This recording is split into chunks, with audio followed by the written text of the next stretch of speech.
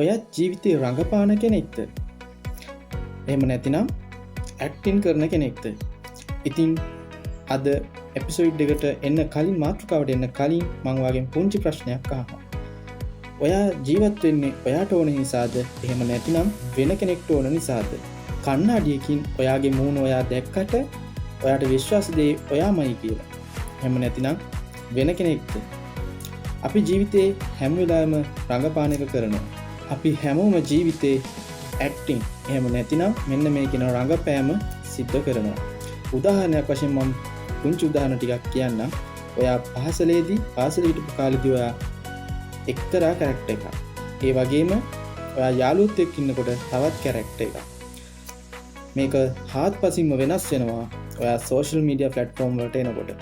ඒත් ඔයා දන්නවද ඔයා මේ කරන හැම රෝල් එකක් ඇතුළෙම ඔයාට ඔයාගේ ඇත්ත කෙනාව අහිමි වෙනවා කියලා.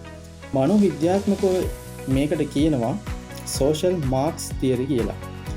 ඉතින් අපි හැම වෙලාවෙම ක්‍රියේට් කරනවා. එහෙම නැත්නම් අපි හැම වෙලාවෙම අපි වගේ නැතුව වෙන කෙනෙක් විදියට ඉන්න උත්සාහ කරනවා. අනිත් අයට කැමති වෙන්න පුළුවන්, රිජෙක්ට් නොවෙන, අනිත් අය ජජ් කරන විදිහට, එයාලා කැමති විදිහට අපි එයාලට ඕන විදිහට ඉන්න උත්සාහ කරනවා. ඒත් ඒ ප්‍රොසෙස් එක ඇතුළේ ඔයා දැනගෙන හිටියද ඔයාට ඔයාවම අහිමි වෙනවා කියලා? අපි ස්ලෝලි ලොස් කරනවා. ඒ වගේම අපේ ඩෙන්ටිටි එක අපිට මගහැරලා යනවා. හිතන්න ඔයා සෑඩ් වෙලා ඉන්න වෙලාවටත් සෝෂල් මීඩියා වල ඕනම සෝෂල් මීඩියා ප්ලැට්ෆෝම් එක WhatsApp වෙන්න පුළුවන්, Facebook වෙන්න පුළුවන්, Instagram වෙන්න පුළුවන්. මේ වගේ සෝෂල් මීඩියා ප්ලැට්ෆෝම් වල ඔයා සෑඩ් වෙලා ඉන්න වෙලාවටත් ෆොටෝ එකක් දානවා. එහෙම කරලා ඉවරලා කැප්ෂන් එක විදිහටත් දානවා living my best life වගේ කැප්ෂන් උත් දානවා. ඔයා ඇතුලෙන් ඔයාගේ හදවතින් ඔයා බිඳිලා ඉන්නේ. ඉතින් මේක ඔයා රඟපානවා නෙමෙයිද? මේක ඇක්ටිං එකක් නෙමෙයිද? තවත් දෙයක් තමයි ඔයා යම් කිසි කෙනෙක් ඔයාට ඔයාගෙන් දෙයක් ඉල්ලනවා හරි ඔයාට මේක කරන්න කියලා කියනවා හරි ඔයා කිසි දෙයකට යම් කිසි දෙයකට පොළඹවන්න උත්සාහ කරනකොට ඔයාට කෙලින් තීරණයක් කරගෙන කියන්න බෑ මට මේක කරන්න බෑ එපා නෑ බෑ මෙන්න මේ වගේ දේවල් ඔයා කියන එක රිජෙක්ට් කරනවා. ඔයාට යාළුවෙක් කතා කරලා කියන වෙන්න පුළුවන් අද මෙතෙන්ට එන්න කියලා. ඉතින් ඔයා එයාගේ හිත බිඳෙයි කියලා එහෙම නැත්නම් එයාට හිත රිදෙයි කියලා ඔයා ඒකට ඕකේ වෙනවා. ඔයාට කැමති නැති දේවල් ඇක්සෙප්ට් කරනවා. ඇත්තට මේක හොනස්ටි එකක් නෙමෙයි, ඒක ඇක්ටිං එකක්. ඉතින් මේ සරලව කියනවා නම් අපි බයයි, තව කෙනෙක්ගේ හිත රිදෙයි, එයා අහිමි වෙයි, මෙන්න මේ විදිහට අපි හිතනවා. ඉතින් මේක ඔයා දැනගෙන හිටියද ඔයාට බරපතල පාඩුවක් කරන ලොකුම දෙයක් කියලා. ඔයාගේ පෞරුෂත්වයට පවා ලොකු හානියක් සිද්ධ කරන්න පුළුවන් දෙයක් කියලා ඔයා දැනගෙන හිටියද? මිනිස්සු අපිව ඇක්සෙප්ට් නොකරයි කියලා ඔයා බයට එහෙම කරන්නේ. ඒ නිසා අපි බිල්ඩ් කරනවා නැත්නම් අපි රඟපානවා වෙනම වර්ෂන් එකක්. හරියට නිකන් එක ෆේක් නිවුස් එකක් වගේ. නැත්නම් අපි ෆේක් කැරක්ටර් එකක් බිල්ඩ් කරනවා. ඊකටම මෙන්න මේ විදිහට අපි රඟපානකොට දවසක් එනවා ඔයාට ඔයාවම අමතක වෙන. ඔයාට ඔයා කවුද කියලා තේරුම් ගන්න බැරි වෙනවා. ඔයාගේ ඔපීනියන්ස් වෙනස් වෙනවා. ඔයාගේ පෞරුෂත්වයට විශාල හානියක් වෙනවා. ඒක වෙනස් වෙනවා. අනිත් අයට අනුව ඔයා හැසිරෙන්න පටන් ගන්නකොට. ඉතින් ඒක ඔයාගේ ජීවිතයට විශාල බලපෑමක්.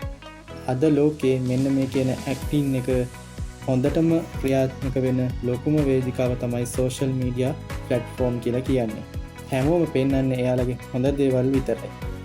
ඉතින් අපි ඒ මත ඩිපෙන්ඩ්ස් වෙලා තීරණ ගන්න යන එක කරන්න අනවශ්‍ය වැඩක්.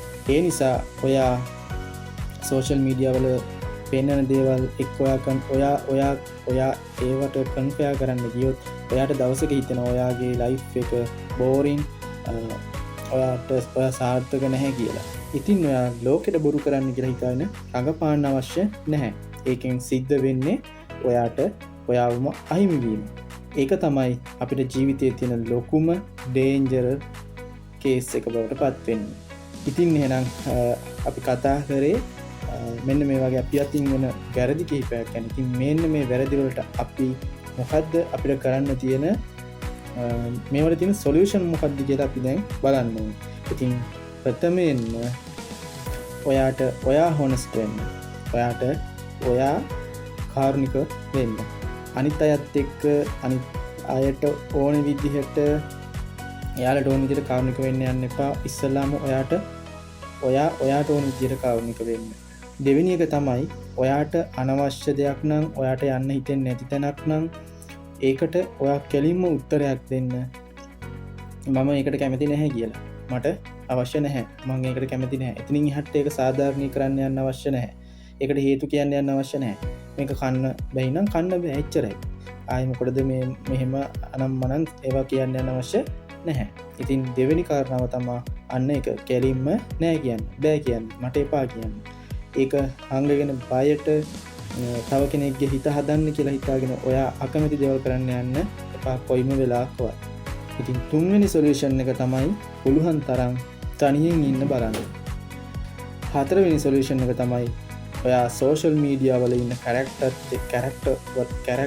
එක්ක ඔයාව කම්පෙයාර් කරන්න යන එක නවත්තන්න. ස්ලෝලි ඔයාගේ රියල් සෙල්ෆ් එක ට්‍රූත් වෙයි.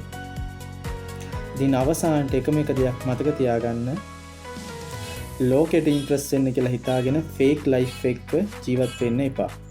ඔයාට රෙස්පෙක්ට් එකක් තියාගන්න ඔයාගේ රියල් සෙල්ෆ් එකට. අර කතාවක් තියෙනවා, ඔරිජිනල් එක පවර්ෆුල් කොපි එකට වඩා. ඉතින් අද කතාව අහලා ඔයාලගේ ජීවිතයට පොඩි හරි යමක් ගත්තා නම් මේ වීඩියෝ එක යටින් කමෙන්ට් එකක් දාන්න I will be real කියලා. ඒ වගේම පුංචිල්ලීමක් කරනවා, කමෙන්ට් එකක් දාලා, ලයික් එකක් දාලා Mindset with Vision YouTube නාලිකාව subscribe කරලා මගෙත් එක්ක එකතු වෙන්න කියලා. එහෙනම් හැම දිනාටම ජය වේවා. තවත් දවසක මේ වගේ වීඩියෝ එකකින් අපි හමු වෙමු. එතකන් ඔයාලට මේ වගේ ප්‍රශ්න තියෙන දේවල් කමෙන්ට් සෙක්ෂන් එකේ කමෙන්ට් කරන්න. එහෙනම් හැමෝටම ස්තුතියි.